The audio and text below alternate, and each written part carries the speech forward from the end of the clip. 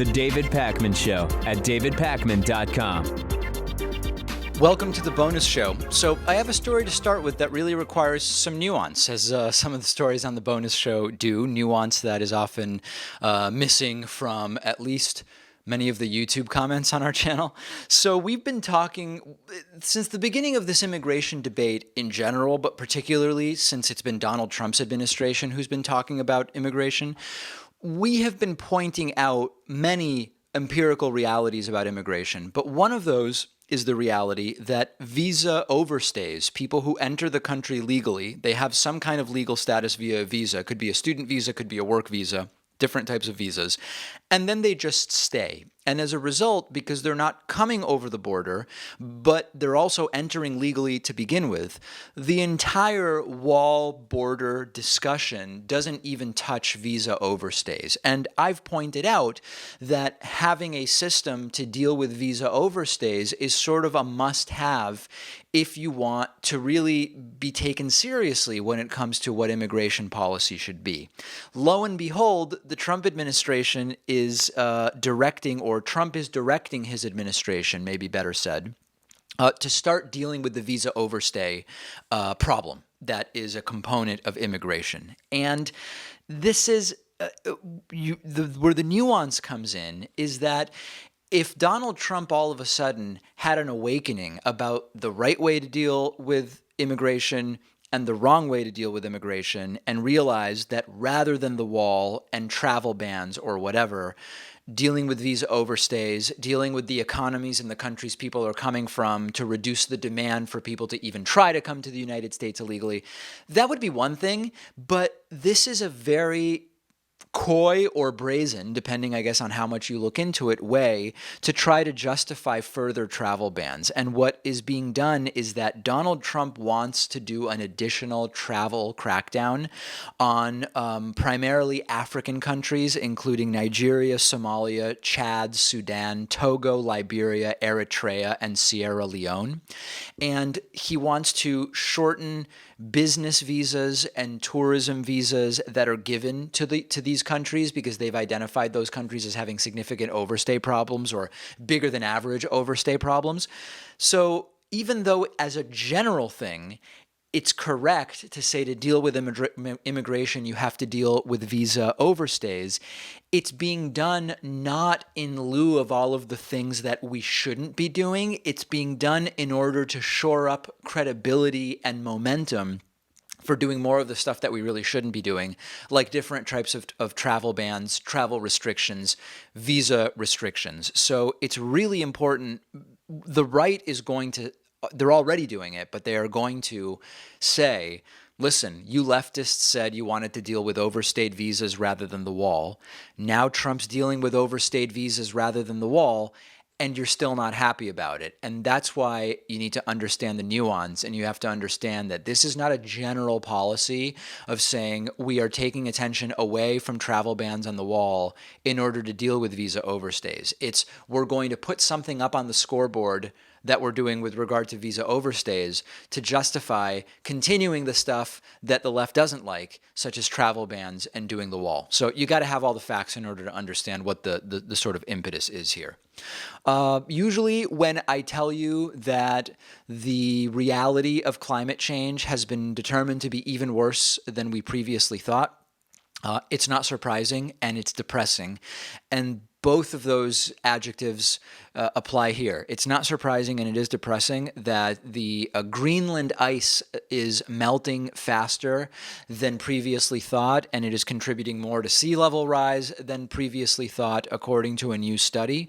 The expectation is that these already worse than previously reported numbers are going to be even worse if we don't slow down the heating of the planet in total, and nothing really surprising here. 40% to 50% of the planet's population is in cities vulnerable to sea rise, according to this new study published earlier this week.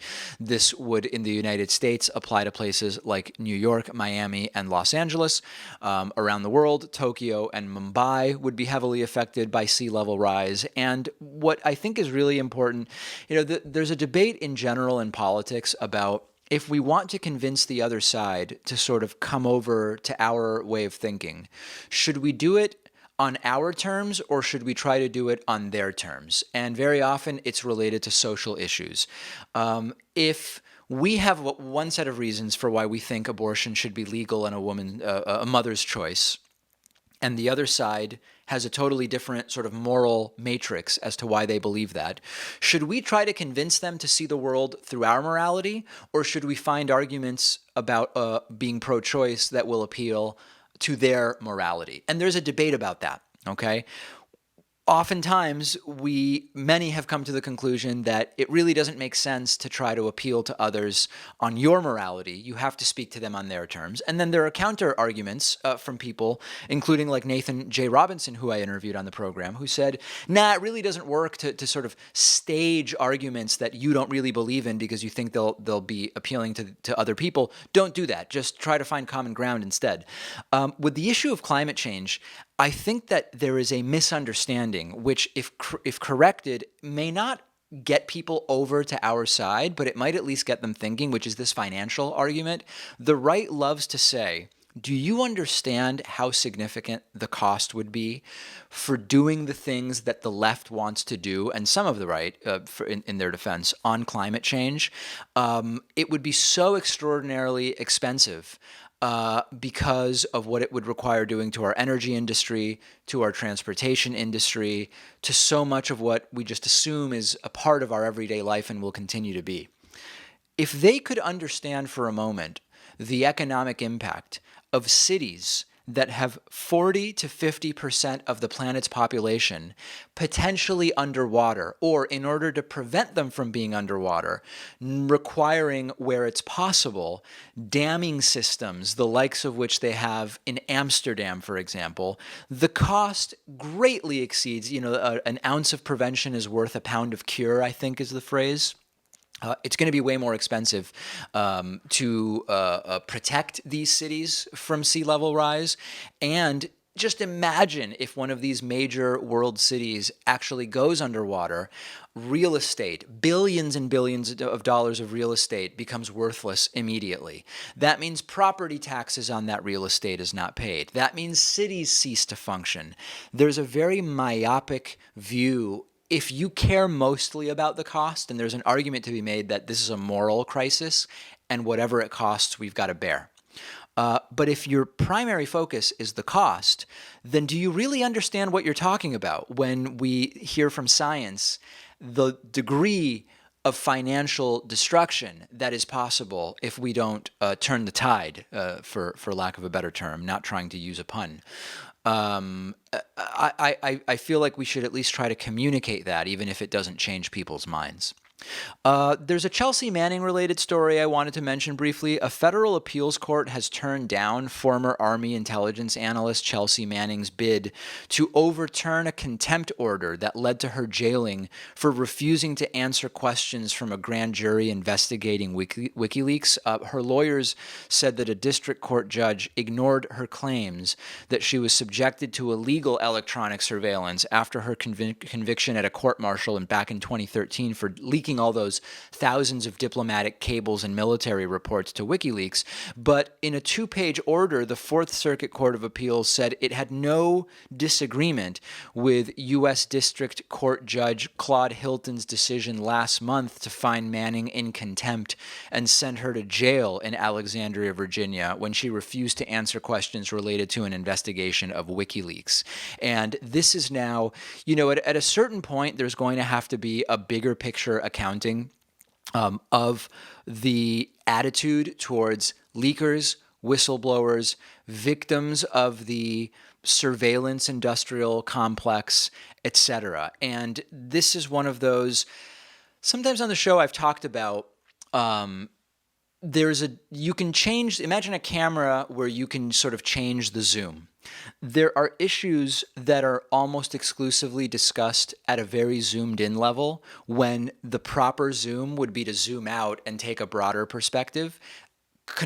sort of on the other side of that, there are issues where the overwhelming discussion is very, very zoomed out. And in order to really understand or dig into the specifics and particulars of an issue, you've got to zoom way in and actually look at some of the details. This is the surveillance leaker whistleblower area is one that for me is very often handled at the micro level, at the specifics of a particular appeal, at the specifics of a particular claim that illegal surveillance took place or didn't take place, when we actually need to zoom way out and we need a sort of broader accounting of what is it that we are trying to achieve by virtue of the kind of status quo of how we treat leakers and whistleblowers and issues of privacy and surveillance. What is it that we're trying to achieve by the bulk surveillance that we have? We know putatively it's increasing safety for everybody, and we know that that has not been effective.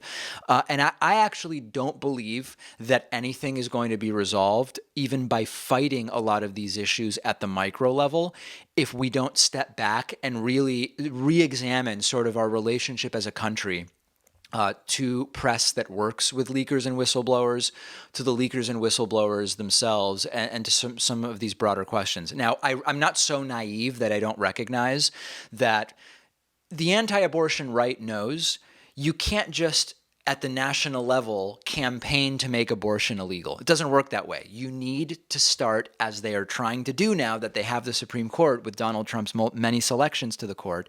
They understand that you need some kind of local case that you can appeal to the Supreme Court to put the issue of abortion back at the Supreme Court, try to get some movement in their direction, and then use ideally a friendly decision from the Supreme Court to justify abortion bans at the state level. Like, they get it. So I'm not naive. I understand that even though the surveillance, leaker, whistleblower problem needs a sort of broader discussion, I'm completely open to the idea that it's going to be catalyzed by something that happens at an individual case. I'm just not seeing that, for example, what Chelsea Manning is arguing here is going to be the type of thing that does it. And I don't have the answer as to what it'll be. And maybe it would be interesting to actually have that conversation with an expert in the law in this field as to what needs to happen that is more legitimately likely to trigger that broader sort of rethinking of the relationship of the United States government and the legal system to leakers and whistleblowers. What we know is that right now it's not working. It's increasingly hostile, not only to the whistleblowers and the leakers, which has been a problem even before the Obama administration and during the Obama administration, as I've talked about, but it now is actually starting to get into issues of press freedom and just basic press protection. So it's bad. It's gotten very bad. I hope that the Chelsea Manning micro incident actually does do something for the bigger picture, but I'm not particularly optimistic. I think something bigger. We need to be thinking bigger about this issue. Let me know what you think. We are planning a lot of really interesting stuff. And let me see if I can even tell you, if I can pull up here on my list. We've got some very interesting stuff coming up in the next few weeks. We are, by the way, in the process of planning a follow-up long-form piece on race and IQ. And I know that as soon as I say that, there are some people in the audience who say, David, I'm sick of that topic. I'm also sick of it, but it's been a year and a half or almost 2 years since we did our long-form deep dive into race and IQ. And at the time I said, this is me talking about it, and I'm kind of done with the topic for a while. I'm not going to engage in a micro back and forth on the issue.